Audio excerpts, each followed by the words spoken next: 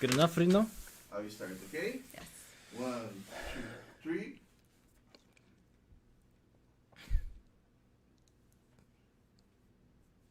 Hello, everyone. Wednesday, what's the date today? December 9th. December 9th. Wow. Time flies. December 9th. So what, next week will be the third week of December already? Wow, New Year's approaching.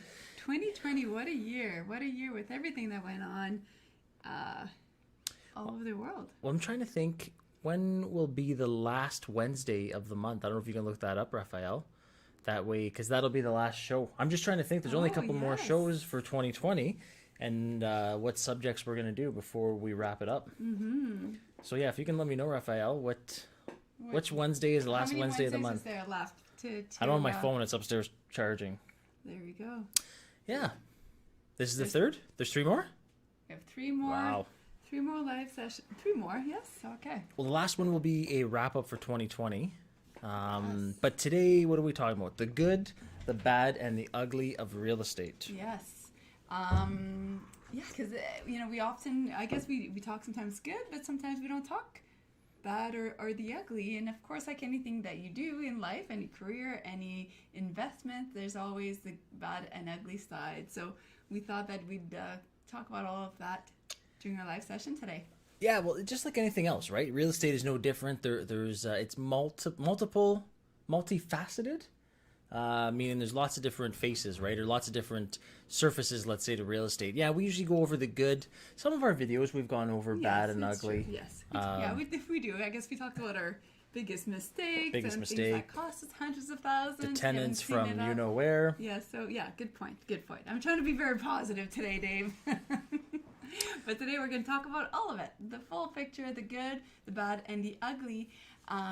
So thank you so much for joining us. Thank you for those listening to this when it's converted into a podcast afterwards as well.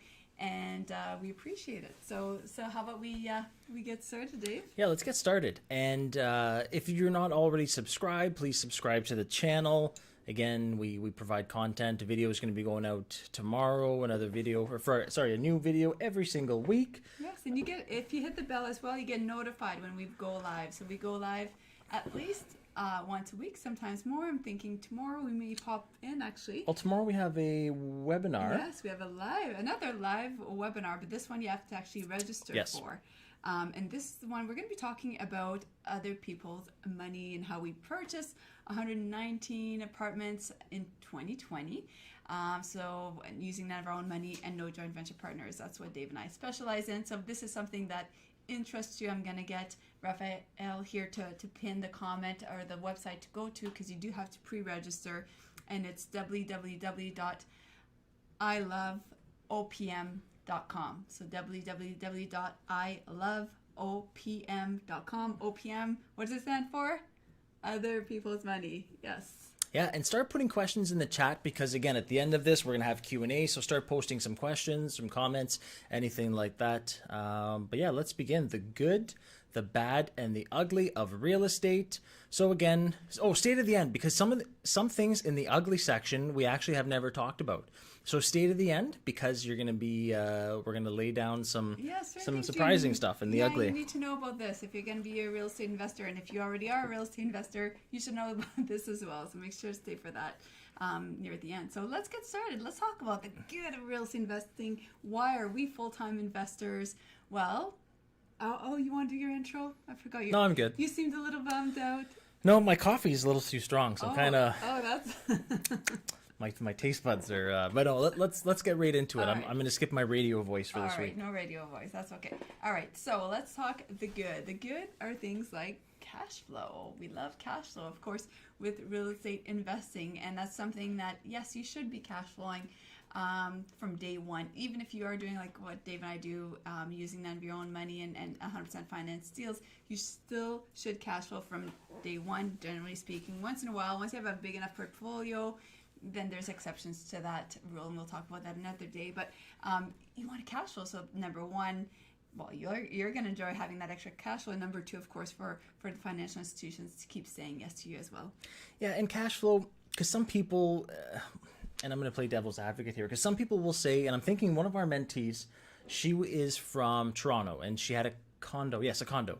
And it was it a pre-build? I forget exactly what it was. But the scenario was, she said, I don't get monthly cash flow. Because I think we're talking about a property that we had, and I think I said something, it makes $1,000 cash flow, net cash flow a month. And it was a duplex or triplex.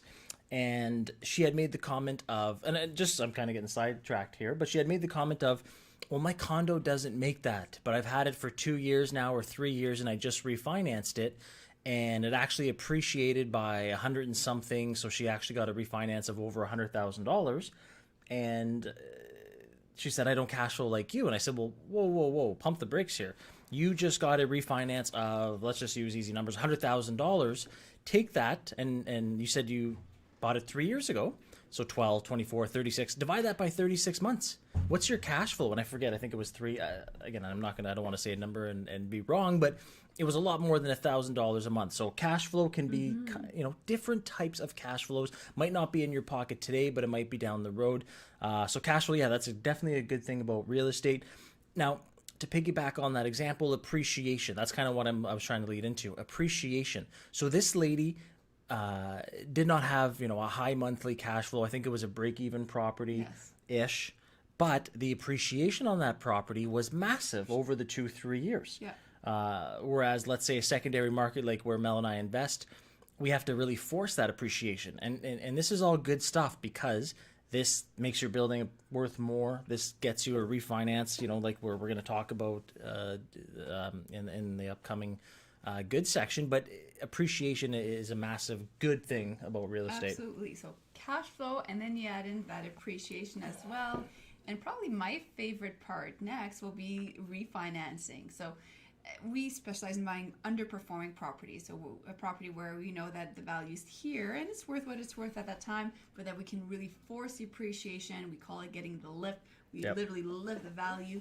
And then we refinance. We pay out our private lenders or our owner financing, seller financing, whichever different ways that we deal with our lenders, pay them out. And quite often we're even left with some leftover as well. So we cash flow, and then we have some money left over after we pay back the lender as well. So that refinancing part is really, really good if you know how to do it wisely, strategically. And of course, the key point in this is to make sure that you know how to exit ahead of time, right? If of course, how are you going to pay back those lenders before you get started is so important, because otherwise, when it comes to refinancing time, if that lift is not enough, then you won't be able to pay them back. But because that's what we specialize in. I love the refinancing. That's very good about real estate investing. And I see some new people joining. Thank you so much for joining our channel. If you are new to us, make sure to subscribe and hit the bell to be notified, because we go live at least once a week. Tomorrow we're going to do a surprise live. I don't know what time exactly yet. Surprise live. And we release new video every week, and it helps our channel, which is encourages us to continue to give you guys content as well. So thank you for that. Yeah, and to elaborate more on the refinance, like Mel was saying, that's a tax-free event. It doesn't trigger any tax, because you're just upping the debt. So you're not actually selling or triggering a taxable event. So that's amazing, right? The power of refinance to put money in your pocket. And the other thing too, like Mel said, paying back the creative financing, which allowed you to purchase the deal with no money in the first place. The other thing too, funding a flip.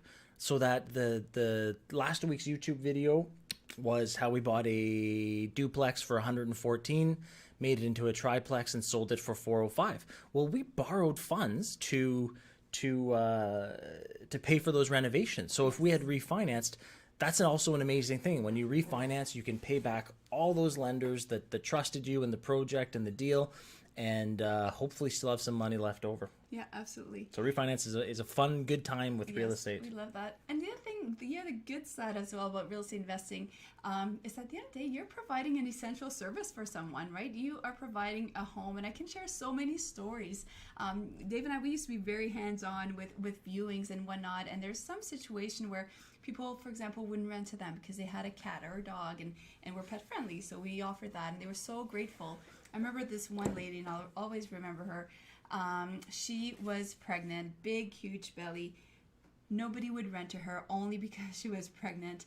And we, of course, don't discriminate. And I met with her, and she was lovely. And we ended up renting her an apartment for her and her upcoming baby. And she was so grateful. She started crying and she's hugging me and so grateful. And at the end of the day, it is a really great feeling because you are providing a home for someone. And if you're like us, we do our due diligence. Every single one of our properties are fire retrofitted. You know, they're legal with the city. They're safe. They're fire retrofitted. We check them and all that, so we know that. Which isn't cheap, right? There's codes, and that's the thing. Is providing somewhere. The way we look at it is like this: would you live there, or would you let's say if your kids were going off to school or your kids needed a place to live, would you let them live there? And that's kind of how we base our premises on. Now, you touched on something, Mel. The other thing as well, a good feeling, and this is something that you can't buy, but when someone tells you, you're a great landlord. Thank you. So you're the best landlord I've ever had. You're the landlord that's cared the most, or anything like that. That's a good feeling, right? Because that's where they would lay their head at night, every single night. And the fact that a tenant could tell you that, or does tell you that, is awesome. Like who's not going to have a great feeling from that, right? Yeah, absolutely. Providing a home for somebody's child. And on all of that, if they have pets and you're pet friendly, for somewhere where they can live as well. So It certainly is a great feeling. I never thought I'd get so much back from that, but no, it's awesome. Although I no longer do viewings because our team does that on our behalf. But it was one point, like I shared so many stories with you, David, coming home, and I'm like, I just met this lovely couple and they're moving in together. And we had some couples that ended up meeting in two single people, a man and a woman, who were living in one of our apartments. At Ferguson, yes. One was a single mom, the other one was a single guy, and they ended up meeting inside the building, and then they moved in together. Ended up moving in and together. They've since had at least one at least baby had one together. Child, I forgot about that as well. So just that was pretty cool cool. Things I'm like, we kind of played a little matchmaking in some buildings. Role. Who would forgot know about that being one. Investors, That's cool. Yeah. Right. Okay, so the good, right? The good stuff, the fun stuff. And if we've missed on anything, what do you think is good? Comment below. We'll read the comments or questions as well. Comment below if you have anything else that you like about real estate investing that we didn't touch on, or what's your favorite part about being a real estate investor. Let's talk about the bad, and we're gonna get to the ugly soon enough. So you definitely want to stay for that. Yeah, the bad, the typical stuff, right? The non-payments of rent, let's say, and knock on wood. We've been more than good on this. Even during COVID, over 90% of the tenants have paid, but there still are some non-payments of rent, which becomes a hassle because, again, your mortgage still comes out on the first every month, and if tenants aren't paying their rent, that's obviously a bad, right? It is, right? And it's frustrating. I think for me at first, I've really personalized it. Yeah. I used to take it very personally. So somebody wouldn't pay me. I'm like, what? Like, how can you? Just because I couldn't imagine not paying someone is just not what I would do, or even not talking to them. And those types of tenants that don't. It's not because they can't, because then you see them ordering food and going out and buying a TV and all these things, but they choose not to pay you. And I used to think, wow, like how can you not pay rent if you can afford to pay your rent and you moved in there and everything else. So I used to personalize it, and I think for me was I had to stop doing that because it has nothing to do with me. If they would do that to me, they'd likely do it to the next person as well. Yeah, so non-payment of rent, and then not even just that, the whole process, the paperwork, the filing of it, the tenant board, the hearings. It's just not a fun process, and when you have to do it, it's almost like lost time, right? Someone that just should have paid you something, and now you have to spend extra time just to collect that. So extra time, extra headache. It's kind of just lost time on that type of thing. And I'll add a little bit of good to that. I guess a good point of this is that once you do it a couple of times, you're kind of used to the process. At first, it seems overwhelming. I remember the first time. It's intimidating. It's intimidating. You don't know what you don't know. Once you go through that process the first time, it's like anything else. Then it does become a little bit more routine. It should absolutely be part of your calculations. So you should definitely have vacancy as part of your calculations when buying properties, because at some point you will have a tenant that doesn't pay, unfortunately, especially as you grow your portfolio. But then it becomes to a point where if you are taking it personally, you realize that it really isn't about you. Unfortunately, it's like anything else, right? I love comparing it to Walmart. Unfortunately, do people steal from time to time? Yes. Even employees. Employees, exactly, whether they steal material or time. but it's a reality. Unfortunately, are you going to close your doors because of that? No, you try to limit and reduce the amount of times that it happens, right? Same as Walmart. Unfortunately, people steal, whether it's material or time. But at the end of the day, you want to try to reduce that. And it's the same thing as an investor. And the worst thing is, obviously, when your apartment's vacant, you're not receiving money. But the even worse thing on that is when someone's living in there, damaging it, or just wear and tear, and still not paying rent, right? That's a double whammy. Yeah, and that kind of leads a little bit into the ugly side, right? Well, I want to make sure we touch on a couple more things before we get into ugly. So you got to stay there until we.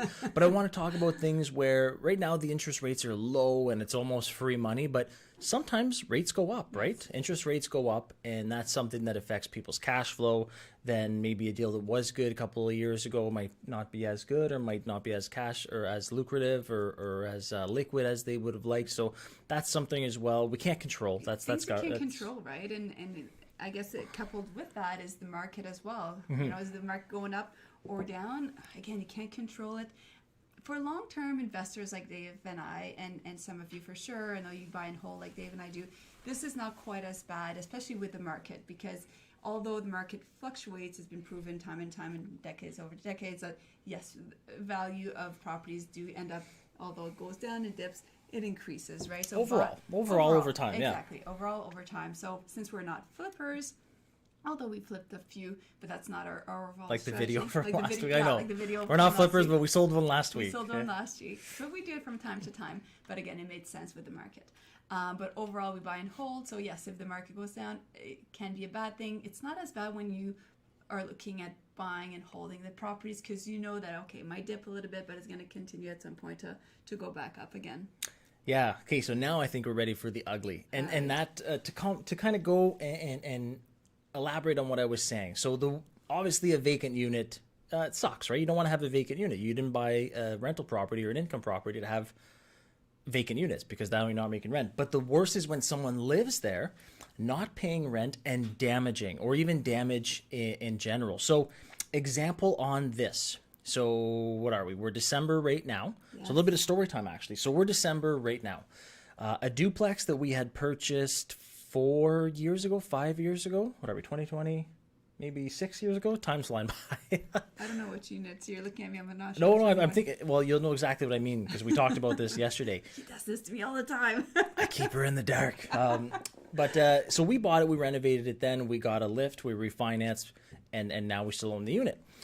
Now, there was a tenant in this duplex, the upstairs portion, that stopped paying pre-COVID. So let's say in Jan or Feb, they started drying up. They stopped paying, and they were very rough on the unit. So is this the one with the dirty fan? Yes. Okay. If you follow us on Instagram, you would have seen a dirty fan that we posted. I think you walked. I don't want to think about it. I'm going to be eating soon. I don't want to. Yeah. But somebody called it. Is that a cat on top? Could have been. Yeah. But what I'm getting at here is, so they didn't pay any rent during the pandemic. Well, so we're still going on, but during that period of time, and come October, so they owed us like $8,000 or $9,000, maybe 10. So then come October, we were able to have sheriff evictions. So they just got removed, I think sometime in November, late October, November. So that's months and months of non-payment. Now we just looked at our renovation, and I think it's somewhere between $17,000 and $20,000. Yes. So think of that. That is ugly, right? We had no money coming in, and now we got to drop $20,000 just to get it back to the state that it was before this person moved in. And that is something. So again, this building is going to take a massive loss this year. Yes. So that's the ugly of real estate. It might help us tax-wise and that, but I didn't get into it to take a $20,000, $30,000 loss on a duplex, right? Yeah, it can accumulate very quickly when you have the bad tenant in it. And unfortunately, we had done our due diligence. Like we spoke with other landlords. They started out good. They started out great. And I don't know what happened in their life, but then it just kind of went downhill. And as much as we need a sound thing, so let's not be doing it. Oh yeah. I'm gonna play with it too much, so let's not get it. Yeah. We'll have Raphael control it over there. Otherwise, it'd be way too many sound effects. But yes, and that happens. That's the ugly side of real estate. It is. I mean, it's ugly. It's not fun. Okay, let's compound on that. Sorry, because we're in Ontario, and the tenant, we don't really have teeth here to go after people. I'd have to sue them in court, and what's that worth, and all that. Mm-hmm. So this tenant is not going to pay for these renovations. No. So that sucks. It sucks. Like, that's an ugly side of real estate. Yep, and it can happen, and it often does. And Yep. and again, it's making sure as an investor to reduce the quantity of times that this happens by really trying to do your due diligence. Again, if you talk to any investor that has a lot of properties, it's a matter of time. Well, if you think during COVID, we have over 200 units, and one of them sheriff eviction, and Exactly. So Not global portfolio. Are we still making money? Of course, right? Are the other properties making money? Yes, of course. And the thing that's difficult is that it does end up affecting everyone when one bad tenant, just like stealing, right, in a store, when one bad tenant doesn't pay rent and all that, then we have to make up for those costs somehow as well. absolutely. Yeah. The other thing as well we had talked about when it came to the bad side of investing was, and this is kind of something you should know as an investor. So let's say you use other people's money, and this is the one that we're saying we don't talk about too often, but this can get really ugly. So pay attention. Let's say you borrow somebody's money to fund a deal. So you go to a financial institution 8%, and for $1 million, let's keep it easy. You need 20% down. You borrow $200,000 from the owner. Let's say it's seller financing, but you don't disclose this to a financial institution. You can end up being in big trouble. They can actually pull the mortgage underneath you, and now all of a sudden, what do?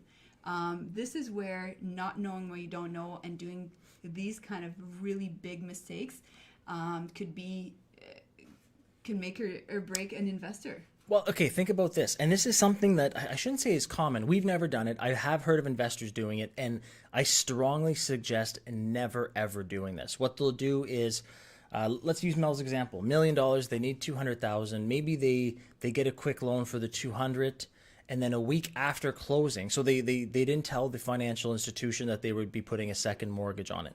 So a week after closing, they don't use the same lawyer that they did because the lawyer knows about it. They go to another lawyer and say, hey, I want to put a $200,000 second mortgage on the property.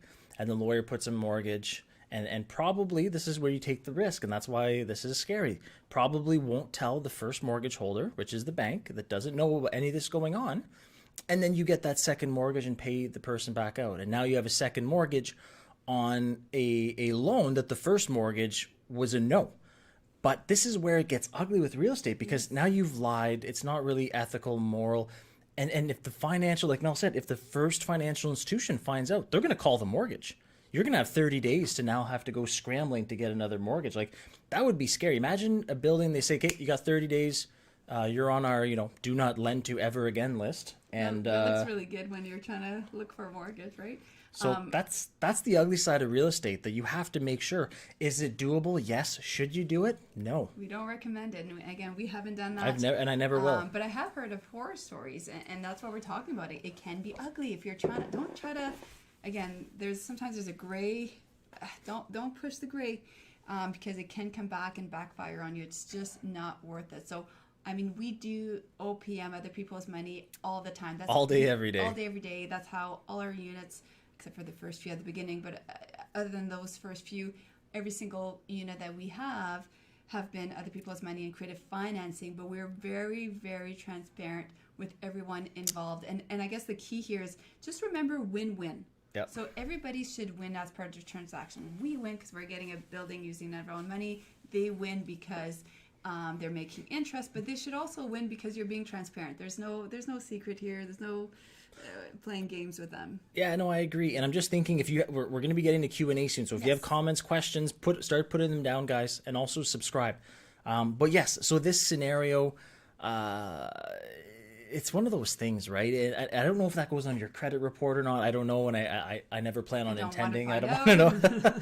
But that's just something that avoid it. There's so many lenders out there that will do creative financing. You're going to have to knock on a lot of doors, but they are there.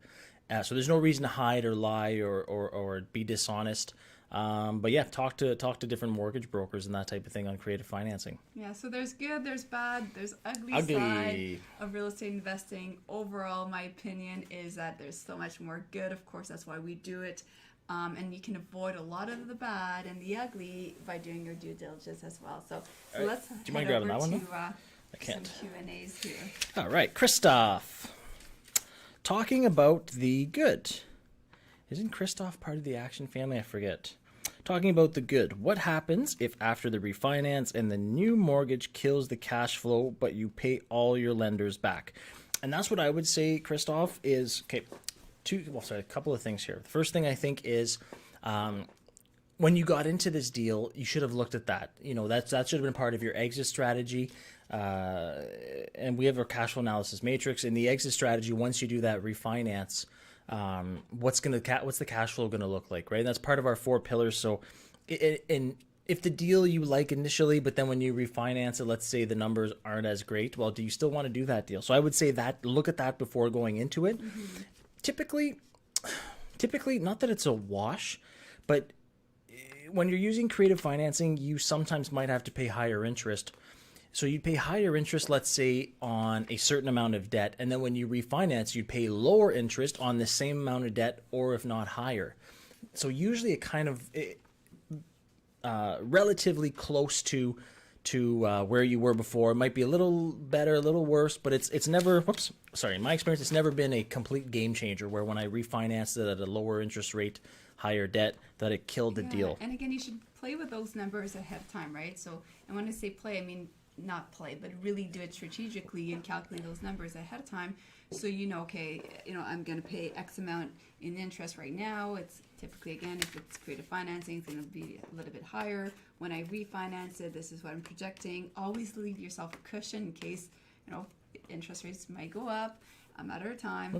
So make sure to calculate that accordingly. But yes, from our experience, we found that, again, but we look at a lot of deals to find the ones that we do end up purchasing. But we found that overall, even though we refinance, we ended up making more money because now that bad debt at a higher interest is gone, type of thing. Yeah. All right, a couple more questions here. Giorgio, what about when you have a lot of taxes to pay? When you make a lot of money, what do you do to pay less taxes? So, a couple of questions come to mind there, Giorgio. So obviously you're talking about real estate.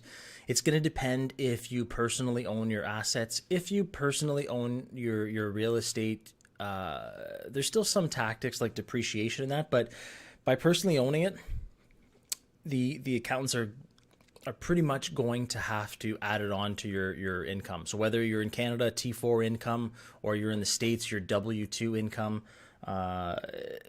they're just going to tack it onto there, and then you're going to end up paying taxes on that portion in whatever tax bracket that throws you at. So yes, there is depreciation. You could do that. So that's the power of corporations. That's why Mel and I have corporations in different structures, because I'm not saying that you can just make the tax disappear, but there are different strategies, let's say, and real estate's a great place for that. Is real estate that I find is set up to help you with taxes. But you give your accountants, your CPAs, your CA, whatever you want to call them, your tax specialists, you're giving them more tools to play with. And we say play, we don't mean play, but you're giving them more tools to try and make that tax situation go away, or to spread it over different years, or to just, bring it down and by depreciation and other measures. So, Giorgio, that would be my thing. If it's all personally owned, then I would say, and again, I'm not a lawyer, I'm not an accountant, but I would say for liability purposes and for tax purposes, owning income properties, not your house, but owning income properties in different structures, different entities. Think the richest people, they don't own things personally. They own it all in corporations for a reason. Yeah, no, great answer. And we have another question here. And if you have any other questions, post them below. Do not hesitate. Don't hesitate. And again, for those, I know some of you, again, are kind of new to joining us right now. If you're new to our channel, hit the subscribe button, hit the bell, because we go live at least once a week, so you get notification. And also tomorrow, it should be pinned at the bottom in the comments. We're going live tomorrow. Live webinar. Webinar. It's our last one of 2020. If you want to start off 2021 crushing it, make sure to join us tomorrow. You got to pre-register. So again, it's www.iloveopm.com. Yes, Dave? I'm going to tell the story because some people think sometimes we do fake webinars, or that it's a replay or rerun. Last time we did a webinar, and it's in the studio here, and it was funny because someone said, this is not real, or this is not live. And I forget long story short, the link that we had given people to log in was, I guess, Mel's link. So as people were coming in, instead of saying John Smith or Raphael or Dave or Mary or whoever else, it all kept saying Mel Dupuis. And they At first I thought, I'm like, oh, is this somebody I'm going to have to like... Because there was 5 Are highs. they just, yeah, it's like, hi, Melanie, hi, Melanie. I'm like, oh, are they just going to spam the entire time? We're going to have to give them the boot. But then we realized, like, wait a second. There's 20 something or 40, 100 something Mels, yeah. Hey, Mel and Dave from Ralph. And it's like, okay, wait a second. Ralph is... Yeah, why does it say Mel Melanie Dupuis? So again, we finally clued in. So we're just telling them that they are live. Yes. And that we're not techie people. So yeah, so register, www.iloveopm.com. Register. We're going live tomorrow at 8 p.m. Eastern time. So kind of calculate your time accordingly. An hour and a half to 2 hours, an probably. Hour and a half, and we do Q&As at the end. We're going to talk about how we purchase all these properties, right? So we purchased over 119 units or apartments in 2020. How did we do it? We're going to talk about mindset of investor. We're going to actually look at some deals as well and break down the numbers as well. So flip it over, 911. Ooh. Oh, look at that. All right. If tenants don't pay rent, you have their security deposit, right? And this is a question, this is going to depend of the province or state that you are in. Yes. We can't do security deposits here, unfortunately. And again, follow the rules. If you're not allowed, depending which province or which state you're from, follow the rules. It's not worth it. At first, I think I had done it once or twice at the beginning. Then I realized you're going to get this. I'm going to get this. So I stopped doing that because it's just not worth it. So unfortunately for us here in Ontario, that's a no-go. The only thing we can collect is last month's rent, and that can only be applied to actual rent. So let's say someone moved out and there was damage and they moved out with 30 days notice and you still have that last month's rent. Technically, they could have done tens of thousands of dollars of damage. And if they say, give me my last month's rent, and you say no, they could actually take you to the board. Anyway, I'm not saying I enjoy the system. It's just that's the parameters we have to play within, right? And if you're not sure, just pick up the phone, call them, and don't be shy, right? No, don't think you're an expert. No, and ask them the question. They'll let you know whether or not you're allowed to ask for a security deposit. Because I know Jim's he takes care of all our property management here. He's in our office. He still calls all the time, even if it's something we've done over and over and over again. He still calls to make sure, because the last thing you want is 6 months down the road, you didn't do one thing right and it gets thrown out. Well, sometimes rules changes. You might not have seen that email or newsletter or notification, and all of a sudden, exactly, now you're doing something that you shouldn't be doing. So yeah, I'm big on, if we're not sure, just call, get the answer correctly. Christoph, how do you accurately estimate the new appraisal before doing a rehab on the property? Thank you very much on answering the questions. Yeah, and that's something, Christoph, I would ask the professionals in that area, even the realtors. Like, let's say if you have an actual real estate investor focused real estate agent who's selling you the property or is representing the seller, ask them, if I do X, Y, Z, what are you seeing the other properties being worth, right? That's what they do. If you find a commercial real estate agent that does that for a living and then they're income property driven, ask them, hey, if I get this rent and this rent, what's this property going to be worth if I list it back on the market with you? And they'll be able to tell you. So I would ask the professionals, Christoph. Yeah, and calculating renovations, that's a whole different thing as well. If you have a team, ask them to give you budgets, know ahead of time how much it's going to cost you, try to have a budget. Otherwise, and don't try to use a cookie cutter answer, because I know sometimes they're out there, it's going to cost you X amount for a bathroom. Well, a bathroom in one city is not going to cost you the same amount in another city, depending how many contractors there are and all that kind of stuff. So make sure to kind of do due diligence. And I'm going to add on that. So everyone who's listening, please make sure to subscribe. We appreciate you. We appreciate your time, but even more, we appreciate your subscription. And Christoph, go see one of our past videos. It's not about the future evaluation, but it's about things that you should be looking for when walking through a building, like kind of like a inspection type thing. Things like top 10 renos or things to look out for, and how if you look in the list, you'll go see that video, Christoph, because there's some things we go through you don't want to miss, because that'll be big bucks. Yes.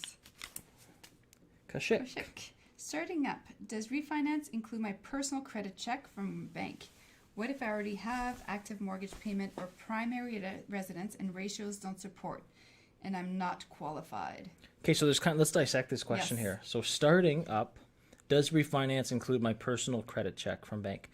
You know what? Even when we buy in our corporations, they always hit your credit. They'll always look. And I'm not saying they just, again, if you were lending money to someone, even if it was their corporation, wouldn't you want to check their credit? So Yes. we borrow millions of dollars in our corporations in which we personally guarantee. And I'm not saying that that'll be the decision maker, but they will look at our credit. They pull up my credit and they see there's 10 things in collections.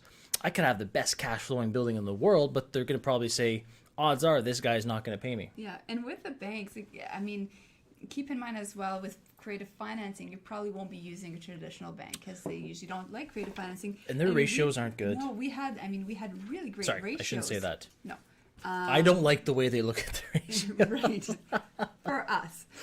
They take 50% of the income, give or take, but they take 100% of the expenses. And it's like, well, how is any building supposed to cash flow? Yeah. Sorry. And we had a lot of, we had no's, right? We were stuck. We're like, what? Lots of no's. We thought our ratio, well, we know our ratios made sense. We were cash flowing. This is back when we were both working, so we're both having full-time jobs. T4 incomes. T4 income. Dave was a full-time firefighter. I used to work in program development at our college. You know, both made good income, all this stuff. Our cash flowing property, but we'd be getting no's for that. So keep that in mind as well. And don't go to the big 5 in Canada or the big 4 in the States. Well, you can go, but I'm just saying they're going to be a lot stricter on income properties. They'll let you do 3, 4, maybe 5, 6, and they'll put the hammer down. Yeah, and if they're still saying no, maybe consider looking at different kind of properties. Maybe you look at a secondary market where your cash flow is higher, and you have more than 5 units and up as well, because then they're going to take part of that cash flow that you're getting from those properties as well. Something else, Kashik, talk to a mortgage broker. Maybe your ratios don't make sense. Maybe you need to sell that vehicle that has a high payment. I don't know, but that's what we did. We basically had gone to the bank and said, what do we need to do to quit our jobs? How much cash flow do we need to have from our properties? And how do you keep saying yes? They told us, bing bang boom, and then we did that, and then we stopped getting And those. we did, and we kind of actually, that's another video. Which one was it that we did? We talked about that. About cutting down on our We did some good videos. expenses. Yeah, we did some good videos. Cheers to us. If we may say so ourselves. Yeah, I'm done drinking that tar coffee. There we go. But yes, we talked about how much we had cut down on all our expenses. Sold my brand new vehicle. Made those sacrifices short term to help the ratio. So if you're getting no's, again, don't take it as, oh, I can't do this, it doesn't work. Self-evaluate. What can you do differently? Gregory Lopez, Hello. do you finance the rehab using OPM? How is the process in Canada, if possible? Yes, and most of the time it's a yes. Once in a while we've used our own money, but Depends. If it's really low, we'll just use it because it's if I Thank need you, to Raphael. paint or change countertops, and I'm looking at a couple of thousands, we'll just use our own money. But when it's big flips, no, we love OPM because that enables us to continue to grow, and we use promissory notes. Typically for that overall, where essentially it's a contractual agreement written by a lawyer who explains the exchange of money and the fund and how and the term and the interest rate and all that stuff with our lenders. Good question, Yeah. Gregory. Peter Vigna, if you are invested with a private lender, is it easier to get a mortgage from them, or do they see it as a conflict of interest? If you are invested with a private lender, is it easier to get a mortgage from them, or do you see it as a conflict of interest? I'm trying to think. I think I know what you're trying to ask here. So you're saying with a private lender, you're invested with them. So I'm trying to see. So there's a private lender who's kind of like the, let's say the middle person. So you're invested with them to give out mortgages, I'm assuming, and then you want a mortgage from them. Oh, I wouldn't see that as a conflict of interest. Think about it. If I have RSPs or 401k secured funds and I wanted to lend it out, and let's say, Peter, you're the private lender, and I say, Peter, I'm going to lend my RSPs through you because I can't lend them to myself. I'm going to lend them through you to another investor that you've now found for me.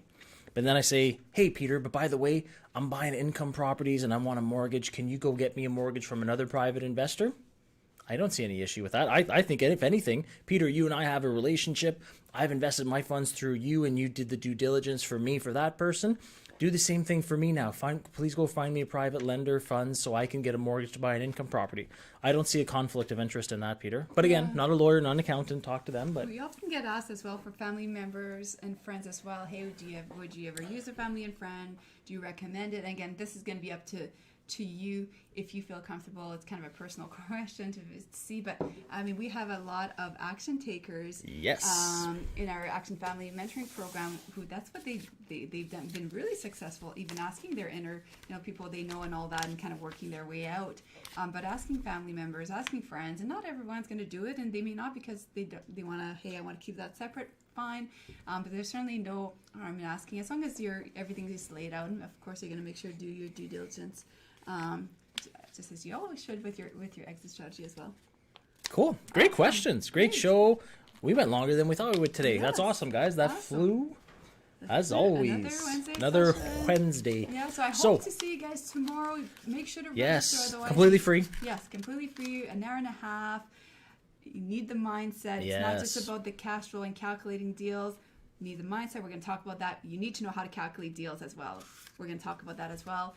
That's going to be tomorrow on our live 8 p.m. We got to pre-register on the link below, so make sure to do that. Thank you so much, everyone, for joining us today. We're going to go have a quick bite too. Yes, and go check out some of our other YouTube videos, guys. And again, please never hesitate to comment below. We answer every single comment ourselves. And let us know. Someone let me know a good idea to do a video, so I'm going to be doing that. And let us know your ideas on videos that you want to see, and we will do them. Yeah, what do you want to see for our next Wednesday sessions? Write them below. The person that messaged me this morning said, because we did a live on seller financing, and they said, okay, I get that, but if the seller doesn't want to finance it, what are other creative financing ways? So I think we're going to do a video on that. There you go. Because someone asked. In the book, Raphael. All right, guys. Awesome. Thank you so much, everyone. Enjoy your day. Happy Keep crushing Wednesday. it. Bye for now.